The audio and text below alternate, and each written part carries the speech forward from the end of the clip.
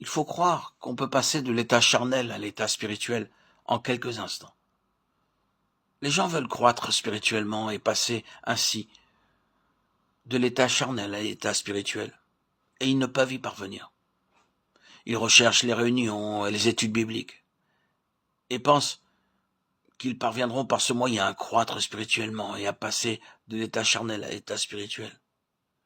L'état charnel est un état maladif et la croissance ne peut venir qu'après la guérison. Le chrétien charnel est un bébé en Christ. C'est un enfant de Dieu. Paul le dit, mais il est atteint d'une terrible maladie qui l'empêche de grandir. Comment la guérison peut-elle venir? Elle ne peut venir que de Dieu, et Dieu désire vous l'accorder immédiatement. D'autre part, sachez qu'un chrétien qui devient un homme spirituel n'a pas encore atteint la maturité spirituelle. Il ne faut pas attendre d'un nouveau converti qui a obtenu la plénitude du Saint-Esprit ce qu'on peut attendre d'un chrétien d'expérience qui possède du Saint-Esprit depuis 20 ans, qui possède cette plénitude, cette merveilleuse béatitude qui est d'être en présence de Christ par son esprit. Dans la vie spirituelle, il y a divers degrés de croissance et de maturité. Mais auparavant, il y a un pas à faire. Vous devez changer de position. Et au lieu de rester dans la vie charnelle, entrez dans la vie spirituelle. Remarquez la raison pour laquelle on emploie ces deux expressions dans l'homme charnel.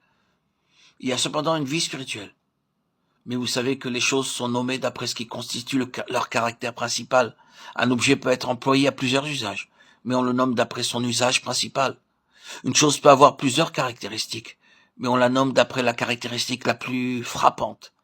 Ainsi Paul dit aux Corinthiens en d'autres termes, vous n'êtes pas des hommes spirituels, mais des hommes charnels, des enfants, en Christ.